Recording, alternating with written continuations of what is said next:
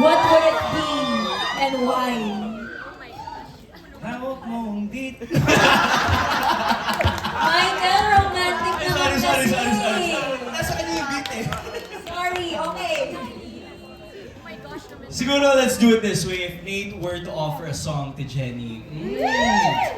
Kasi I'm excited for you guys to see how the story revolves and expands, especially with Nate and Jenny. Kasi si Jenny parang kahinaan ni Nate eh. Pero if I were to dedicate a song for you, I would say Araw-Araw by Ben and Ben. Kasi araw-araw, nandito ako.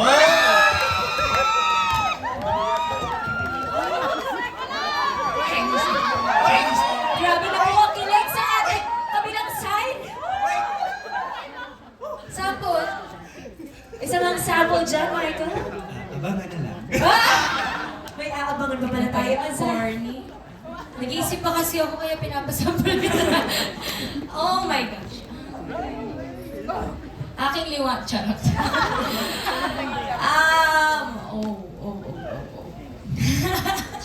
Sorry. May alala. Okay, I think... wow. Sorry. Singer pero walang maisip na kanta. Meron lang sa utak ko na... Ito lang yung naaalala ko talaga. And this is very personal kasi nung nag-start yung friendship namin ni Michael before, I think this was one of the songs na we actually parang shared with each other. Yes. It's day one. Kasi nga, both of us, nung nagsimula ako sa GMA, kasabay ko rin si Michael. So parang we really had each other noon. Parang habang we were getting to know people and other artists and really parang trying to settle here.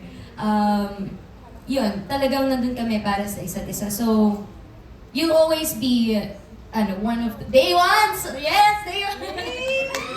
Yeah. Sana alam niyo yung song na yun. Pwede ba tayo makingin ng sample kahit napaka-ikli lang para malaman ng ating audience what day one is? It's parang by Honey. You'll always be my day one, day zero when I was no one. I'm nothing but myself. You will know us. Thankful you're mine. Alam niya yun. Jenny, mag-usap tayo mamaya. Nay, magkaibigan lang po. Anak.